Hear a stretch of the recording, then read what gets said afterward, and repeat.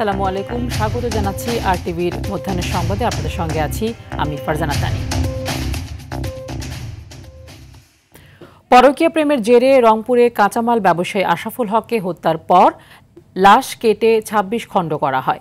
আশরাফুলকে প্রেমের ফাঁদে ফেলে অন্তরঙ্গ মুহূর্ত ভিডিও ধারণ করে টাকা আদায়ের টার্গেট ছিল জরেজ ও প্রেমিকা শামিমার। গেল রাতে কুমিল্লা থেকে শামিমাকে গ্রেফতার করা হয়। রাজধানীর কারওয়ান বাজারে র্যাবের মিডিয়া সেন্টারে সংবাদ সম্মেলনে র্যাব ৩-এর অধিনায়ক লেফটেন্যান্ট কর্নেল ফায়েজুল আরেফিন জানান, প্রাথমিক জিজ্ঞাসাবাদে শামিমা জানায় সে ও জরেজ মিলে ১০ লাখ টাকা আদায়ের পরিকল্পনায় আশরাফুলকে ঢাকার শনির আখড়ায় নিয়ে আসে। এরপর চেতনানাশক ব্যবহার করে অন্তরঙ্গ মুহূর্তের ভিডিও ধারণ করে জরেজ। মাদকাসক্ত জরেজ ১২ নভেম্বর আশরাফুলকে হত্যা করে ২৬ টুকরো করে হাইকোর্ট এলাকায় ফেলে পালিয়ে যায়। কিন্তু টাকা আদায় না করে কেন হত্যা করা হলো সেই ঘটনা উদ্ঘাটনে জিজ্ঞাসাবাদ করছে র্যাব। ঘটনার মূল হোতা জরেজকেও গ্রেফতার করেছে ঢাকা মহানগর গোয়েন্দা পুলিশ। তাকে মূলত যে কথাটা বলেছে জরেজ যে ৩ লক্ষ টাকা সে পাবে এবং জরেজ এই ব্ল্যাকমেইলের মাধ্যমে ৭ লক্ষ টাকা পাবে এবং পরবর্তীতে এই টাকা দিয়ে সে মালয়েশিয়ায় গমন করবেন। আশরাফুল যেহেতু জরেজকে বিশ্বাস করতেন এবং আশরাফুলকে সেই সুযোগটাই জরেজ নিয়েছে, এই মহিলাকে দিয়ে ১ মাস তাকে একটা হানি ট্র্যাপের মতো ব্যবস্থা করে এবং আশরাফুলকে প্রভোগ করেছে যেন সে ঢাকায় আসে এবং এরকম একটা পরিস্থিতির শিকার হয়।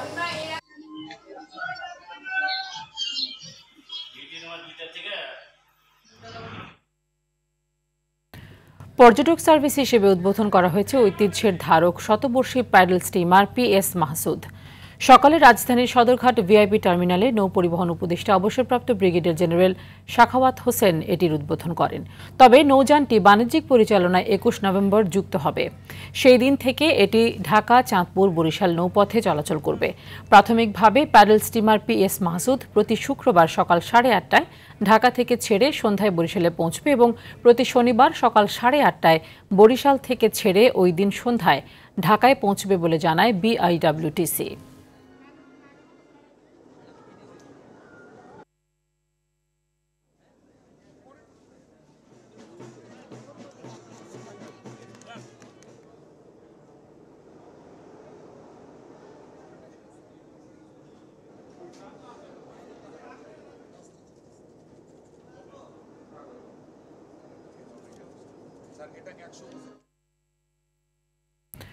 দেশের বেশ কিছু জেলায় আগেভাগেই শীত পড়তে শুরু করেছে। গেল ২ দিন ধরে ভোর রাত থেকে সকাল পর্যন্ত কুয়াশায় ঢেকে থাকছে চারপাশ।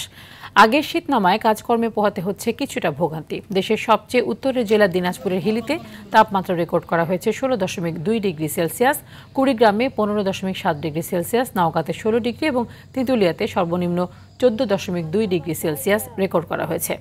আবহাওয়া অফিস জানিয়েছে, নভেম্বরের অবশিষ্ট দিনগুলোতে তাপমাত্রা ১৪ থেকে ১৮ ডিগ্রি সেলসিয়াসের মধ্যেই বিরাজমান থাকতে পারে।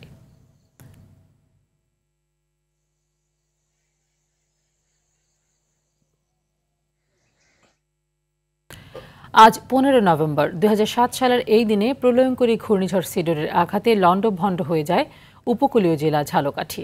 বিধ্বস্ত কাঠালিয়া, রাজাপুর, নলছিটিতে অনেক ব্রিজ, সেতু, কালভার্ট, রাস্তাঘাট ও নদীর বেড়ি বাঁধ সংস্কার করা হয়নি এখনও। বাস্তুহারা লোকজন নিজেদের বাড়িতে বসবাস করলেও নদী পাড়ের বাসিন্দারা এখনও দিন কাটাচ্ছেন আতঙ্কে। নিম্নচাপের খবর শুনলেই আতঙ্কিত হয়ে পড়েন উপজেলার ২ লক্ষাধিক মানুষ।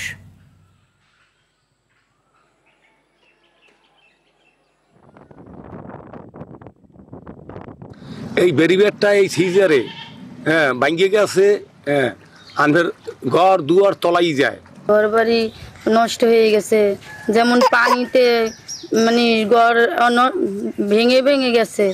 এগুলা চাই যে আমাদের বেরিবেরটা ঠিক করে দিলে আমরা ভালো থাকতে পারতাম, নাইলে তো আবার এরকম বন্যা হলে সবকিছু বাচ্চাদের নিয়ে আমরা কোথায় যাব। নারায়ণগঞ্জের সোনারগাঁয়ে মেঘনা নদীতে সিমেন্ট সহ ট্রলার ডুবিতে নিখোঁজ ২ যুবকের মরদেহ উদ্ধার করা হয়েছে। গতকাল বিকেলে উপজেলার বৈদ্যের বাজার ইউনিয়নের সোনাময়ী এলাকায় নদী থেকে ফায়ার সার্ভিসের ডুবুরি দল ও নৌ পুলিশ তাদের উদ্ধার করে। নিহত ২ যুবকের নাম রনি সর্দার ও শুভ। এর আগে এক সিমেন্ট ফ্যাক্টরি থেকে ২,০০০ ব্যাগ সিমেন্ট ট্রলারে করে নিয়ে যাওয়ার সময় মাঝ নদীতে নোঙর করে ঘুমিয়ে পড়েন তারা। এ সময় তলা ফেটে ট্রলারটি পানির নিচে তলিয়ে যায়। বৈদ্যের বাজার পুলিশ ফাঁড়ি ইনচার্জ জানিয়েছেন, ময়নাতদন্ত ছাড়াই মরদেহ দুটি পরিবারের কাছে হস্তান্তর করা হয়েছে।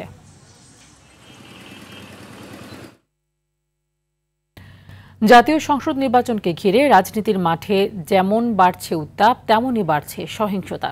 হাতাহাতি থেকে ঘটছে হত্যার মতো ঘটনা। নৈরাজ্যের এমন পরিস্থিতিতে অরাজনৈতিক কারণেও হচ্ছে খুন-খারাবি। আর এসব কাজে উদ্বেগজনক হারে বেড়েছে অবৈধ আগ্নেয়াস্ত্র ও বিস্ফোরকের ব্যবহার। ফলে জনমনে দেখা দিয়েছে আতঙ্ক। নিরাপত্তা বিশ্লেষকরা বলছেন, ভীতিহীন জাতীয় নির্বাচনের স্বার্থে অবৈধ অস্ত্র ও বিস্ফোরক উদ্ধার জরুরি। সাদিয়া কানিজ জানাচ্ছেন বিস্তারিত। তালিকাভুক্ত শীর্ষ সন্ত্রাসী তারিক সাইফ মামুনকে সূত্রাপুরে ফিল্মি স্টাইলে গুলি করে মৃত্যু নিশ্চিত করে চলে যায় প্রতিপক্ষের সন্ত্রাসীরা। আধিপত্য বিস্তার নিয়ে সন্ত্রাসীদের শেষ পরিণতি কেমন হয় তাই মনে করিয়ে দিল এই ঘটনা।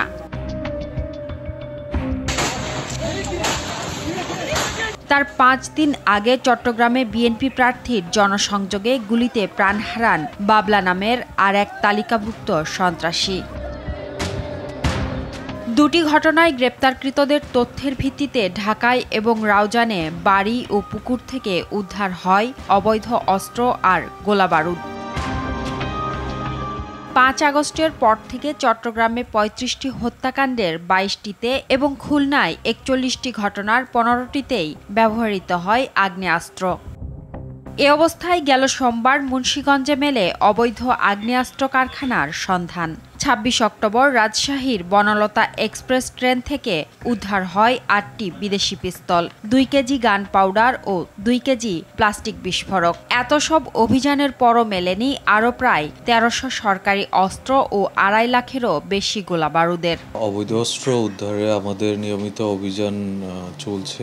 এখনও কিছু অস্ত্র উদ্ধার করা সম্ভব হয়নি, যেগুলো উদ্ধারের জন্য আমরা ইতিমধ্যে পুরস্কার ঘোষণা করেছি। যদি কারো কাছে সংক্রান্ত কোনো তথ্য থাকে সেটা আমরা তার পরিচয় গোপন রেখে আমরা অস্ত্রগুলো উদ্ধার করব এবং তাকে যথাযথভাবে পুরস্কৃত করা হবে।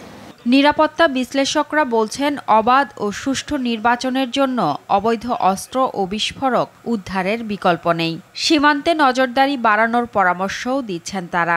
সীমান্ত দিয়ে যে অবৈধ অস্ত্র প্রবেশ করে এখানে আমাদের বর্ডারকে একদম কমপ্লিটলি সিল করতে হবে। গোয়েন্দা কার্যক্রম অনেক বাড়াতে হবে। যারাই ধরা পড়বে তাদেরকে দৃষ্টান্তমূলক শাস্তির আওতায় আনতে হবে। সরকার আসার পরে সকল বৈধ অস্ত্র জমা দেওয়ার একটা ডেট দিয়েছিল সেপ্টেম্বরের 3 তারিখে। নির্বাচনে অস্থিতিশীল পরিবেশ সৃষ্টি করার জন্যেই one of the main reason যে এই বৈধ অস্ত্র এখন যেটা অবৈধ হয়ে গেল, সেই অবৈধ অস্ত্র থানায় জমা দেওয়া হয়নি। পুলিশ সদর দপ্তরের তথ্য অনুযায়ী গেল 10 মাসে দেশব্যাপী হত্যা মামলা হয়েছে 3141টি। এছাড়া অস্ত্র আইনে 1476টি এবং বিস্ফোরক আইনে মামলা হয়েছে 332টি। সাদিয়া কানিজ, RTV, ঢাকা।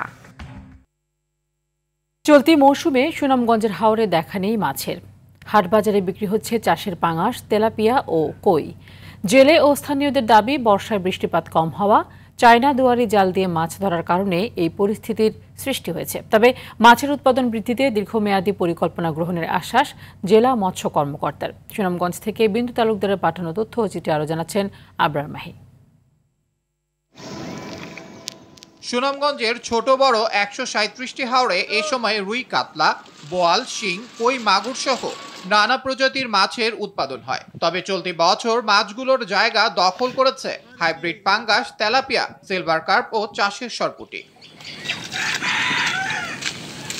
স্থানীয়রা বলছেন, হাওরে ফসল রক্ষা বাঁধ নির্মাণ, জলমহল শুকানো ও অবৈধ জালের ব্যবহারের কারণে দেশি মাছের উৎপাদন কমেছে। অন্যদিকে অবৈধ জালের বিষয়ে সরকারকে ব্যবস্থা নেওয়ার দাবি জেলেদের। হাওড়ে বাঁধ দিয়ে দিয়েছে, পানি হয় নাই, মাছ পাই না, খাওয়ার মাছই পাই না, বেচবো কই থেকে? আমরা জীবন খুব কষ্টে যাচ্ছে, খাইবার মাছই পাই না, আমরা জীবন জীবিকা চালাবো কিভাবে? আমরা খুব কষ্টে আছি। রিংসাই কি জিনিস এগুলি আমরা চিনতাম না, সব চাইনা আবিষ্কার কইরা এই দেশে ছাড়ছে বাঙালিরা একেবারে মাছের প্রজন্ম মাইরা ফেলাইছে। আগে যে সব জাত মাছ মিলতো, হাওর মাছ আসিল, এখন পুকুরে মাছ ছাড়া কোনো মাছও নাই। আমরা হাওর এলাকা তো পুকুর মাছ ছাড়া কোনো মাছ নাই। ফিশারির মাছ, যেটা মানে পুকুরের মাছে সয়লাভ করেছে, এখানে আগের মতো দেশীয় মাছ পাওয়া যায় না, কিনতেও পাওয়া যায় না। এদিকে মাছের উৎপাদন কম হওয়ায় বাহিরের জেলা থেকে তেলাপিয়া, কার্প সহ নানা মাছ এনে বিক্রির কথা জানান এ ব্যবসায়ী। অন্য বছর আমরা 5 থেকে 6 লক্ষ টাকার মাল বিক্রি করতাম, কিন্তু এই বছর দেখা যায় সারাদিনও আপনার লাখ টাকাও ব্যবসা করতে পারে আমরা। এই কারণে আমরা খুবই হিমশিমে আছি। এ বিষয়ে জেলা মৎস্য কর্মকর্তা জানান, মাছের সর্বোচ্চ উৎপাদনের জন্য 10 বছর মেয়াদে একটি পরিকল্পনা হাতে নেওয়া হয়েছে। আমরা সুনামগঞ্জের জন্য আমরা 10 বছরের একটা পরিকল্পনা হাতে নিয়েছি, যাতে আমাদের সুনামগঞ্জের এই পানি ব্যবহার করে আমরা সর্বোচ্চ উৎপাদনে যেতে পারি। জলমহল শুকিয়ে মাছ ধরা বন্ধ এবং ক্ষতিকারক জালের ব্যবহার রোধ সম্ভব হলে মাছে ভরে উঠবে হাওর, এমনটাই প্রত্যাশা স্থানীয়দের। আবরার মাহি, RTV। মধ্যাহ্নের সংবাদ এ পর্যন্তই। দুপুরের সংবাদ 1:45 দেখার আমন্ত্রণ রইল। ধন্যবাদ সবাইকে।